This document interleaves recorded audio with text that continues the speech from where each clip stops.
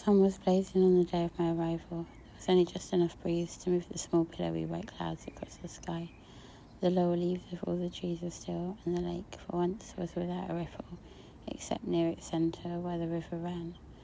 As we set out in the boat from the mouth of the canal, we could see a mass of tall bulrushes perfectly reflected on either side of us, and I remember Phoebe asking me to steer the boat straight out into the lake so as not to break their image. It would form quickly again, I said. It would not be the same. Standing near the stern, I punted the boat with the blade of the oar between the rows of bulrushes between their reflection until I could no longer reach the bottom, then rowed far out into the lake. The oars left dimples in the water, and the boat a rippling wake. I stopped, and we reached the current of the river, and soon the boat was almost still, its white reflection gleaming, rippling slightly as we moved, and showing our faces distorted. When we looked over the side, the wooded shore to the east of us in the parish of Tumner threw its reflected greenery far out into the water. The high banks of Drumharlow towards the south were in the water too. But what made us both cry out with surprise was a large clump of fir trees by a part of the shore where we knew there were none. We rowed towards them, and they disappeared. They were a mirage. We swam all afternoon, plunging in from the boat and climbing back again, or taking in turns to row while the others swam from one beautiful stretch of water to another. We went up the Boyle River past the Salmon Hole, along a narrow, winding stretch of water, and this time the leaves above us made it liquid green. I should have explained to people who have never tried it that it is impossible to hoist oneself into an ordinary lake rowing boat from the water without help. If you try and get it in at the side, you must have a friend putting all his weight on the opposite side, or the boat will turn over. The safest place is the stern.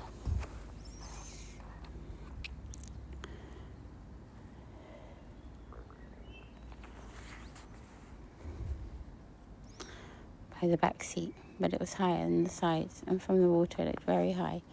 I could reach it with the palms of my hands, and had learned a knack of hoisting myself onto it by the strength of my arms alone, and tumbling forwards into the boat.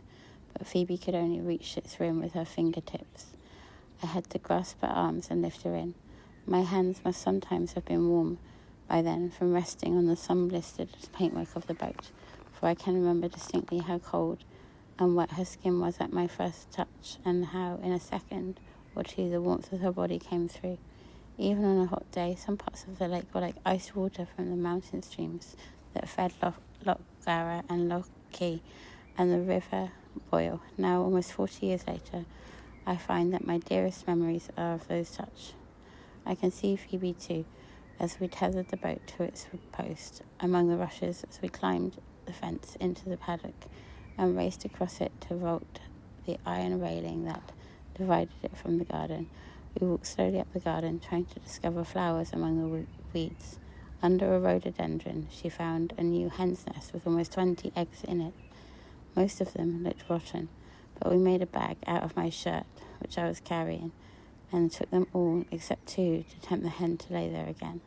Phoebe was in a light blue bathing dress. I should like to describe her, but cannot. The impression she made on that day is indelible, intensely vivid, but her beauty depended so much on movement that even a good portrait can only hint at it.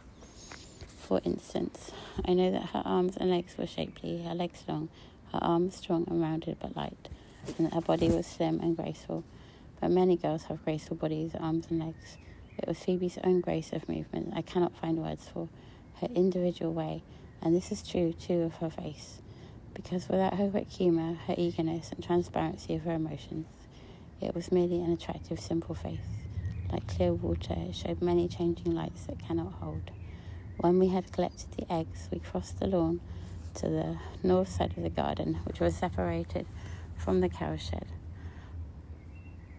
and the cowyard by a high stone, ivy-covered wall. At the lower end, by the paddock, there was a little greenhouse. Its white woodwork was speckled with green fungus, and there were many broken panes. We walked cautiously up to it, in our bare feet, avoiding nettles and splinters of glass. Wild woodbine and long strands of bindweed with large white flowers twinned in and out of the open flames. We sucked the honey out of honeysuckle, and I began to pick some bindweed flowers, but she said, "Don't, they just die in the house. Let's get some syringa if it's still flowering." One of the marvels of a neglected garden in a mild, damp climate is the wild profusion of shrubs that were once tidy.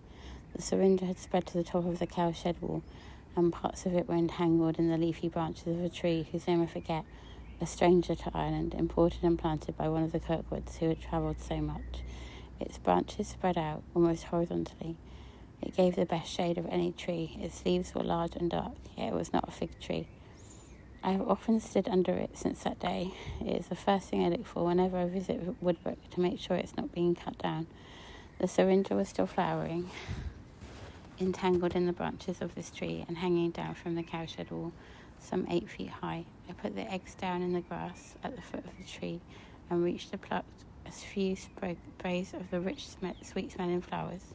They are like orange blossom. Then, as Phoebe looked up at them, her cheeks and rounded ends of her shoulders, that had been coloured by the sun, seemed almost edible to me, like peaches. As she took the flowers from me, she looked at my eyes and then pressed the flowers to her face. I kissed her shoulder and drew her against my naked chest, slightly, and only for a second. She looked at me for only a second, when I took my grasping arm away, and her eyes changed. They were like open windows. She could never draw the blinds. "I am going to get my shoes," I said. My bedroom was separated from hers by an archway closed, only with matchboarding.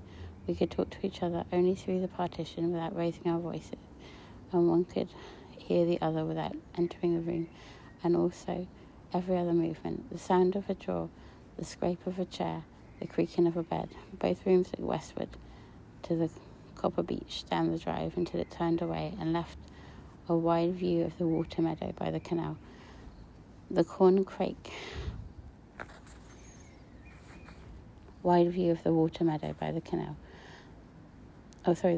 had begun its evening croaking, hidden in the long grass there. Crake, crake, crake, crake, crake. A monotonous and seemingly endless rhythm on one note which I had never heard anywhere but Woodbrook. It fills me with nostalgia now for the seething life of that house and farm, and it reminds me of the evenings of Syringa.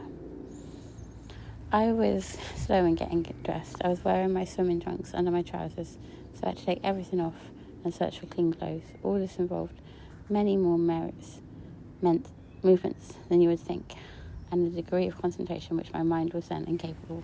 I went to the window with a shirt in my hand, and only discovered I was standing there naked when I saw the familiar hunchback of the tall old woman who called at the kitchen every day with her black bag.